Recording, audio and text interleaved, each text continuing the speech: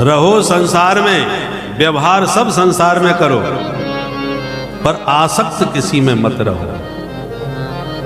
वह है असंग। हम लोग क्या करते हैं, जिससे व्यवहार बनाते हैं उसके इतने निकट चले जाते हैं कि उसके बिना अब रह ही ना पावे। एक होता है साथ, एक होता है संग।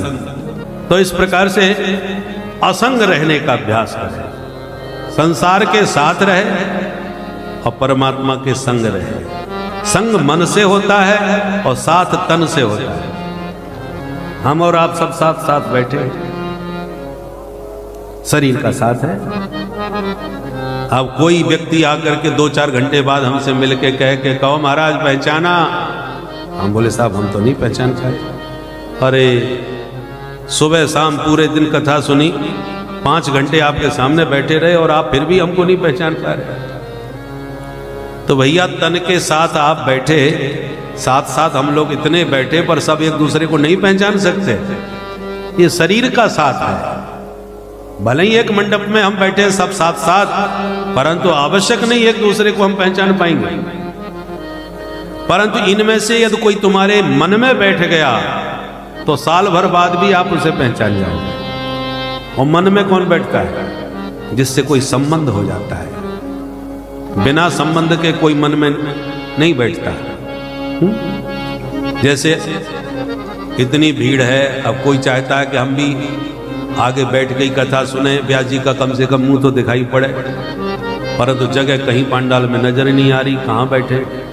तो जैसी सामने जगह खाली दिखी तो कोई आगे बढ़ा, और जैसे ही बैठे हुए व्यक्ति ने सोचा ये कहीं मेरे ही सामने आके ना बैठ जाए, तो हाथ पैर और पसार लिए, जगह घेर ली, और फिर भी श्रीमान जी आके बैठ गए तो समझ लो करंट लग गया। हो सकता है 2-4 धक्का मारे, बाद में आते और आगे आगे घुसते रहते, चलो पीछे जाके बैठो।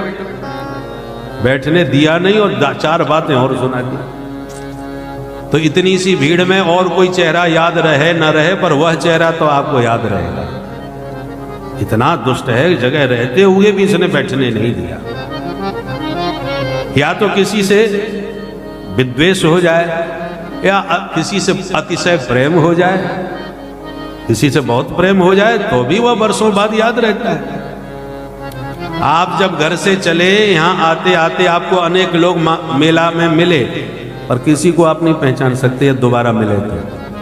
और कहीं काला नाग मिला होता, 1 सेकंड के लिए केवल आपको दिखा और तुरंत बिल में घुस गया, तो और चेहरे याद रहे या न रहे, पर वो काला नाग जरूर याद रहेगा। अरे साहब इतना लंबा था, ऐसा फन था, कुछ सेकंड के लिए दिखा, तो भी आप उसका चित्रण इतना जबरदस्त करके बताएंगे कि बस पूछो मत। क्यों? क्योंकि चित्त पर चढ़ गया, मन में बैठ गया। तो मन में जो बैठ जाए वो होता है संग, और तन के साथ बैठे उसका होता है साथ। तो संसार के साथ साथ रहो, और संग करना है तो या तो संतों का संग करो या भगवान का संग करो। सत्संग का अर्थ क्या है? सत्पुरुषों का संग करना ही सत्संग है, या सत स्वरूप परमात्मा का संग करना है सत्संग है। मन में हरि बैठे या संत बैठे, संत बैठेंगे तो तुम्हें भी ठाकुर जी के साथ जोड़ करके उनसे उनका संग करा देंगे। जैसी संगत वैसी रंगत। इसलिए प्रथम भगत संतन कर संगा। संग शब्द संतों के साथ जुड़ा है। पहली भक्ति क्या है? संतों का संग। संतों का साथ नहीं कहा, साथ संसार का करो, संतों का संग करो। चित्त पर यदि किसी को चढ़ाना है तो किसी संत को चढ़ाओ, हृदय में बसाना है तो किसी संत को बसाओ। इसलिए संतों का संग करो, जित संग बनो, संसार में असंग रहो।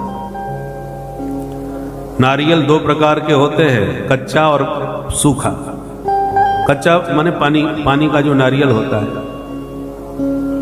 नारियल फोड़ो तो गोला जो भीतर होता है वो भी संग में ही फूटता है, क्योंकि कच्चा है और चिपका हुआ है नारियल के साथ। और एक बजने वाला गोला सूखा नारियल होता है।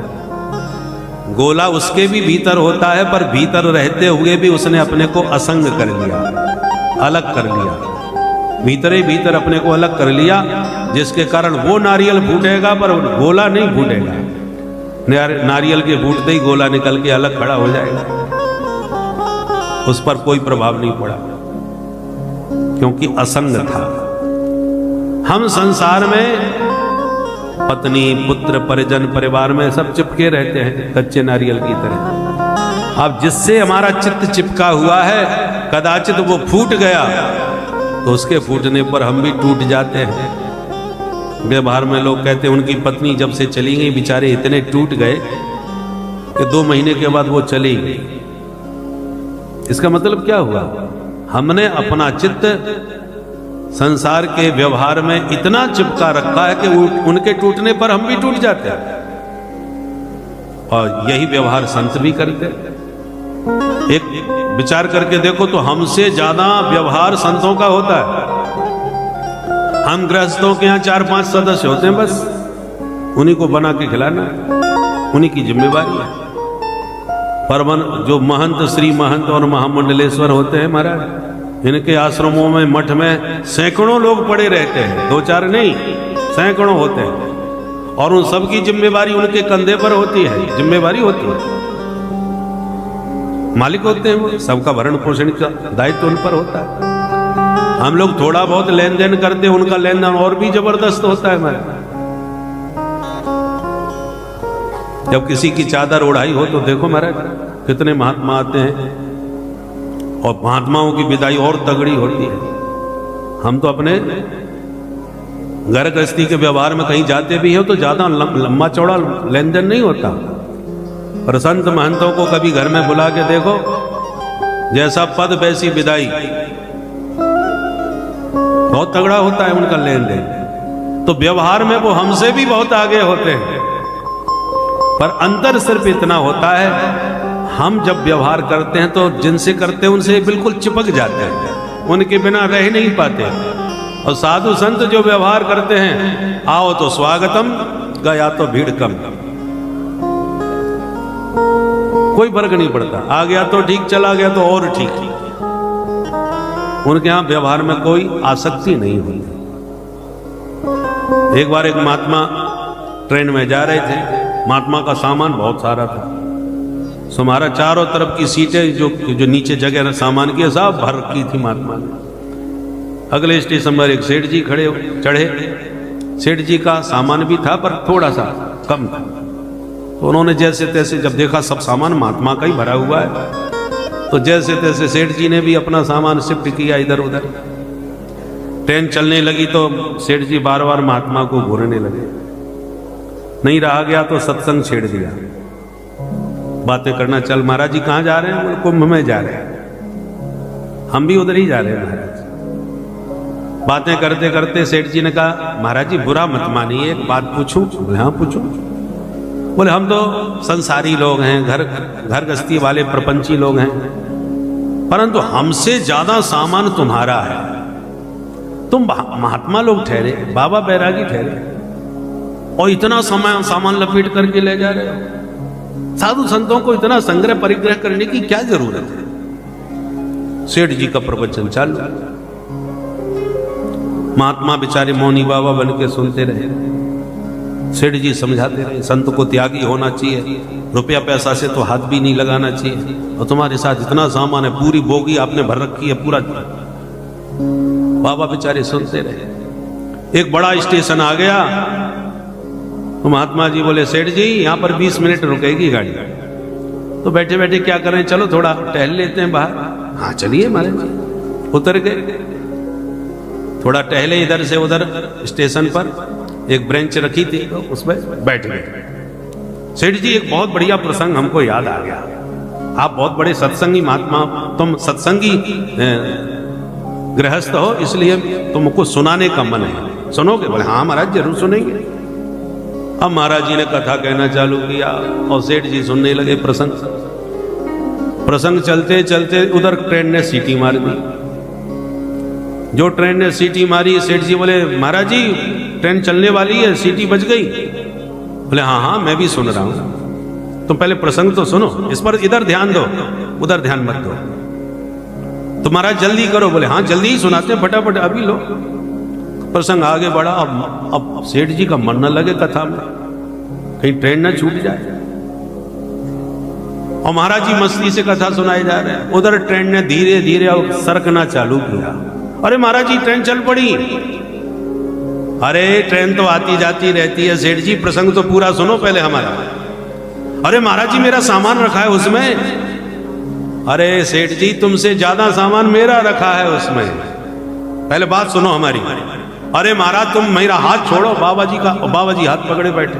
प्रसंग पूरा सुनो, कथा अधूरी मत छोड़ो। महाराज जी भाड़ में जाए तुम्हारी कथा, मेरा सारा सामान चला जाएगा, कितना कीमती है। और बाबा से हाथ छुड़ा के सेठ जी भागे और लटक गए। तो महात्मा ने भी दौड़ लगा के ट्रेन पकड़ ली। सीट पर जा करके जब बैठे तो दौड़ के भाग करके ट्रेन पकड़ी। सो सेठ जी की तो हाँफनी भर गई। धन्य महाराज जी, मेरी ट्रेन छोड़ा दी होती और मेरा कितना कीमती सामान था, सब चला जाता। तो महात्मा जी बोले अब समझ गए दोनों का अंतर। सामान तुमसे ज्यादा है मेरा, तुम्हारा तो कम सामान था ना, मेरा सामान ज्यादा था। अंतर इतना है कि तुम इस सामान में इतने चिपके हो कि उसके बिना रह नहीं सकते, और हम इसी बात के साधु हैं कि आ गया तो ठीक, चला गया तो और ठीक, हम पर कोई फर्क नहीं पड़ता। बोलो राधे राधे। तो साधु संतों का व्यवहार भले ही हमसे अधिक है, पर वो किसी भी व्यवहार में आसक्त नहीं होते, अनासक्त भाव से व्यवहार करते हैं। और हम जो करते हैं उसमें चिपके हुए रहते हैं बिल्कुल पूरी तरह। इसलिए हम संसारी हैं और वे असंग हैं।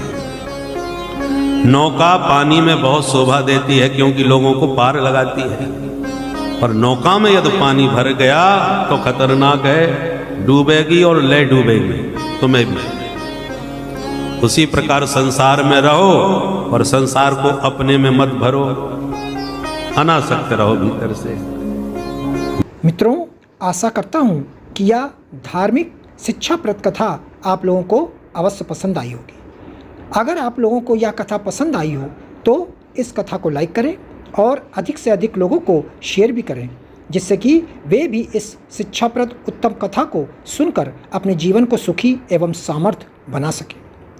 मित्रों, अगर अभी तक आप लोगों ने हमारे चैनल को सब्सक्राइब नहीं किया है तो तुरंत सब्सक्राइब कर लें, जिससे कि नोटिफिकेशन के माध्यम से आप लोगों को हमारे नए नए वीडियोस, शिक्षाप्रद कथाएं तुरंत प्राप्त हो सके और आप उसको सुन करके अपने जीवन को सुखी बना सकें। तो कल फिर किसी नए धार्मिक कथा को लेकर के आप लोगों के समक्ष फिर से प्रस्तुत होंगे। तब तक के लिए राम राम।